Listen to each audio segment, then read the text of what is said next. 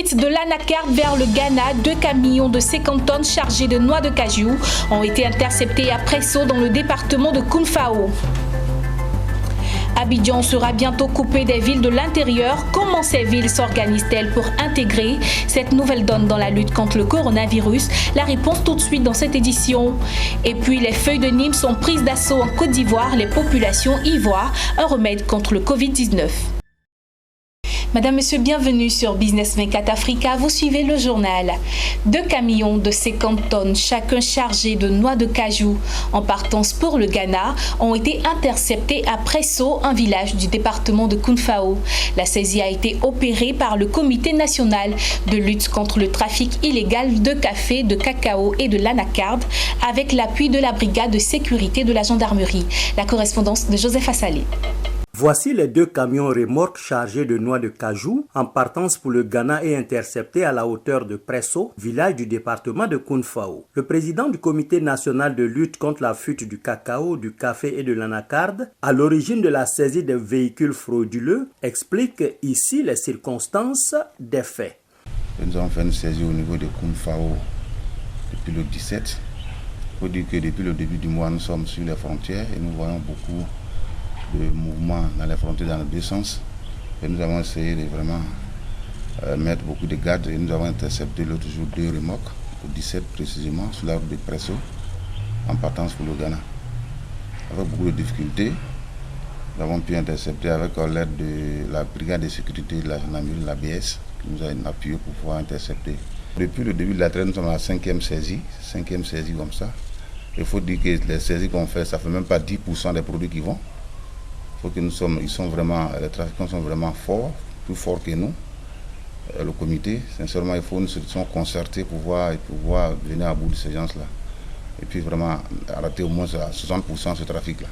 C'est sur des pistes sinueuses empruntées par les trafiquants pour tenter de franchir la frontière, comme l'atteste ici cette image d'une caméra amateur, que le pot rose a été découvert. La fuite de la noix de cajou vers le pays limitrophe cause de lourds préjudices à l'État ivoirien. Chiffre à l'appui avec le président national de la lutte contre le trafic du café, du cacao et de l'anacarde. Ce que nous avons intercepté, c'est ce qu'on prend. L'année passée, comme ça, la traite, on a pu intercepter 3400 tonnes et qu'on a fait revenir sur Animé Koro Bondoukou pour faire partie sur Abidjan. Il faut dire que 3400 tonnes ne font même pas le 5e de ce qui rentre. L'État de Côte d'Ivoire a perdu, le gouvernement, nous avons tous perdu 17 milliards comme ça, plus de 17 milliards l'année passée dans ce trafic.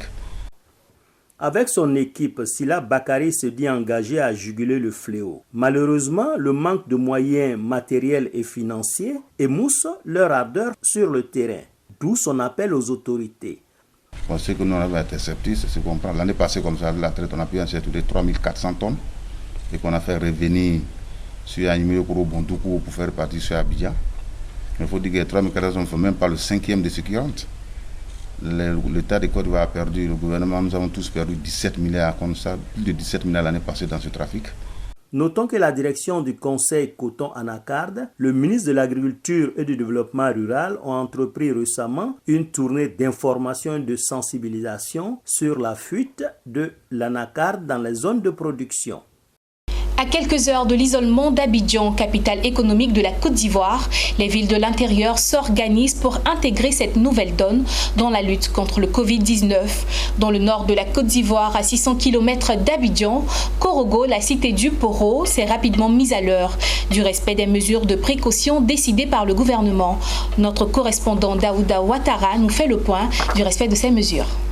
Comme partout en Côte d'Ivoire, les entreprises, les gares routières, les magasins et autres lieux publics respectent les mesures de prévention pour lutter efficacement contre la propagation du Covid-19.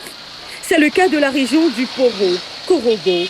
La mairie de Korogo et les opérateurs économiques unissent leurs forces en offrant du gel hydroalcoolique, le respect d'1 mètre de distance entre les personnes. Dans cette gare routière GTK, Korogo Abidjan, le lavage des mains à l'eau et au savon est obligatoire avant l'embarquement. De même au grand marché de Korogo, les mesures sont également respectées, même s'il est difficile de rester à 1 mètre de son voisin. Les seaux d'eau savonneuse placés par la mairie permettent aux personnes de se désinfecter les mains avant d'entrer au marché. Après le grand marché de Korogo, les gares et les boutiques, le cap a été ensuite mis sur le quartier Soba de Korogo, dans une entreprise de production de pain. Monsieur Ouattara en est le directeur général. Toutes les mesures sont respectées à la lettre. Le lavage des mains à l'eau et au savon, le rinçage, le gel hydroalcoolique et du papier hygiénique. La distance stricte d'1 mètre entre les clients est également respectée. Le directeur général de la boulangerie Haute Baguette n'a pas manqué à nous rappeler les mesures sanitaires prises par l'État et appelle la population à leur respect. Ici, nous respectons les mesures d'hygiène préconisées par le gouvernement de Côte d'Ivoire pour combattre cette pandémie qui vraiment est au cœur de toutes les préoccupations au niveau mondial. Voilà. Et les mesures préconisées, entre autres, c'est le lavage des mains au savon avec un peu de javel mélangé, le rinçage ensuite, et puis le gel en complément. Tous les clients qui viennent chez nous, le passage est obligé avant d'avoir accès à l'enceinte de nos unités, nos boulangeries. Nous veillons là-dessus et nous veillons à ce que la distance de sécurité entre les différents clients soit respectée, notamment les 1 mètre. Dans l'ensemble, le constat du respect des mesures de sécurité sanitaire est total. Le couvre-feu l'est aussi. Il est 21h. Nous sommes dans le centre-ville et aucun mouvement d'hommes. Grâce aux bons offices du préfet de police de Korogo, le capitaine Zadi et le CCDO. Selon les autorités, aucun cas d'infection n'a encore été découvert dans la région du Poro.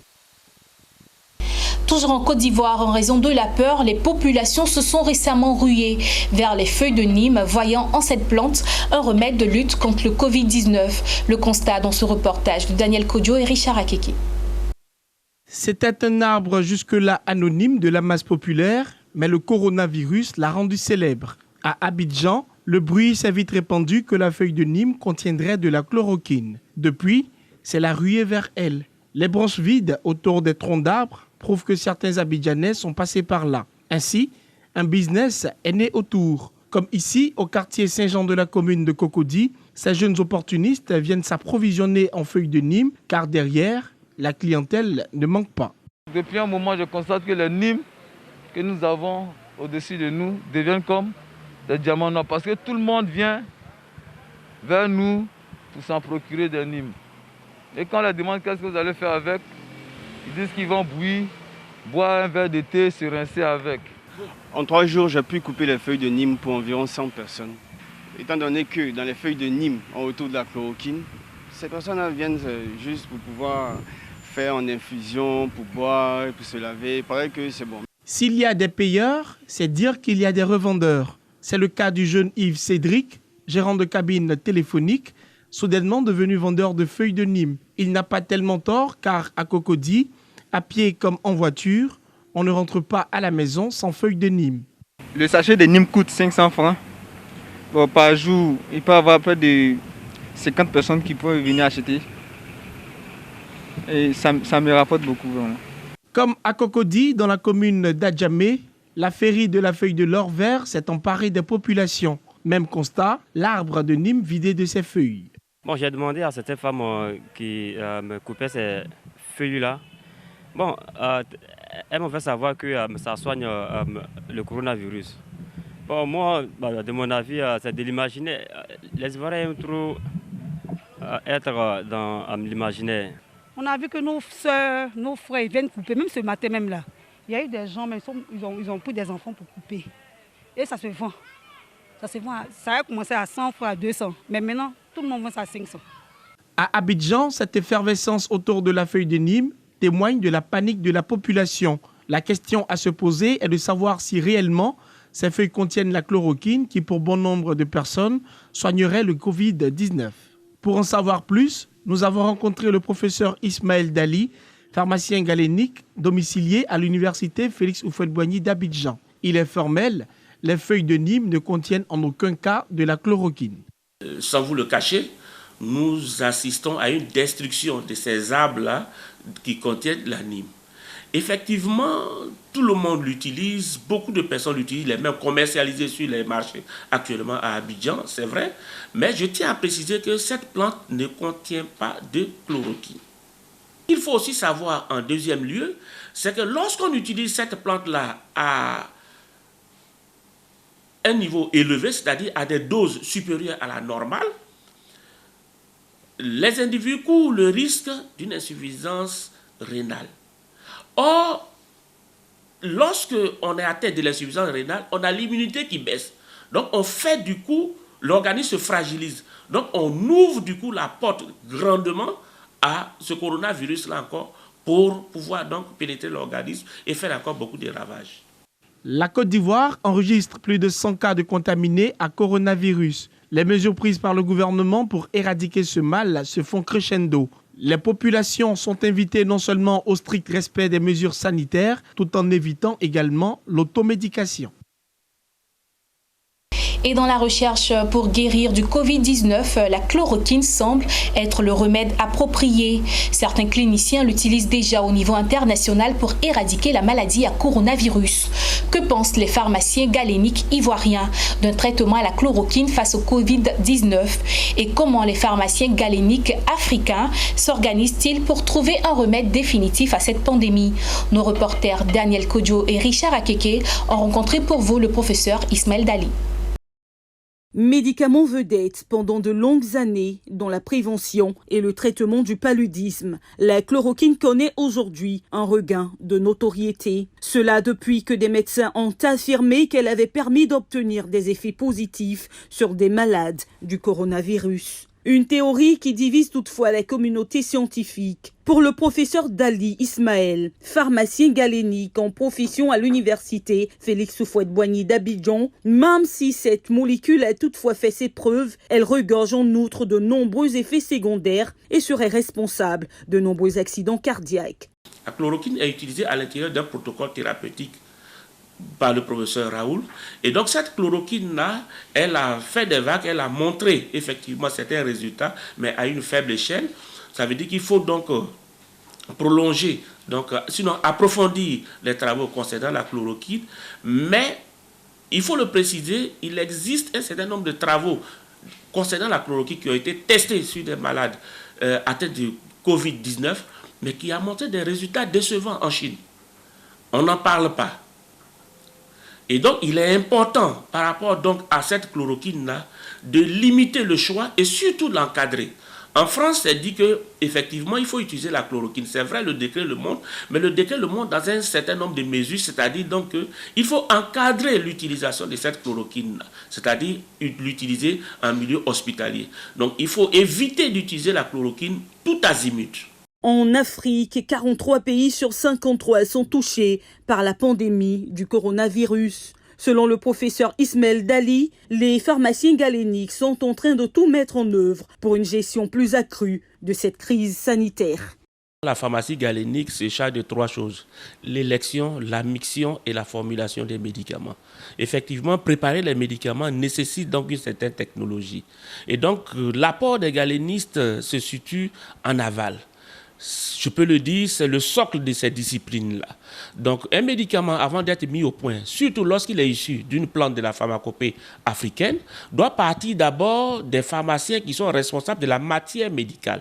En termes d'apport traditionnel, nous pensons donc à se mettre ensemble, comme je dis, avec les tradipraticiens qui ont déjà ces plantes-là pour éviter encore de faire des recherches, qui ont déjà ces plantes-là. Et puis nous ne ferons qu'améliorer seulement, les encadrer, apporter la touche scientifique à ces médicaments qui sont déjà utilisés parce qu'il convient de déterminer la dose, il convient de déterminer la durée du traitement, tous ces éléments-là qui sont d'ordre scientifique qui permettront donc de mettre au point une forme qui est beaucoup plus élaborée donc pour le traitement du coronavirus.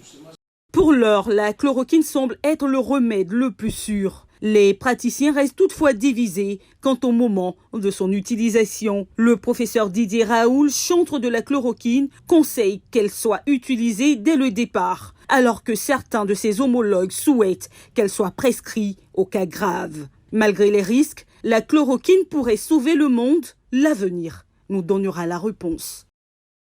Et pour finir, le gouvernement d'Afrique du Sud va libérer davantage de spectres de fréquences pour permettre aux opérateurs télécoms de répondre à la demande croissante des populations en services télécoms de qualité en ces moments de crise de coronavirus. En libérant le spectre de fréquences télécoms, le gouvernement d'Afrique du Sud a le souci de répondre à la potentielle augmentation du trafic télécom que susciteront plusieurs millions de Sud-Africains enfermés chez eux et occupés soit par des activités professionnelles en ligne, soit par du divertissement. Et cette information vient signer la fin de cette édition. Merci d'avoir été nombreux à la suivre. Continuez de respecter les mesures de prévention contre le Covid-19. Ensemble, nous le vaincrons. Au revoir.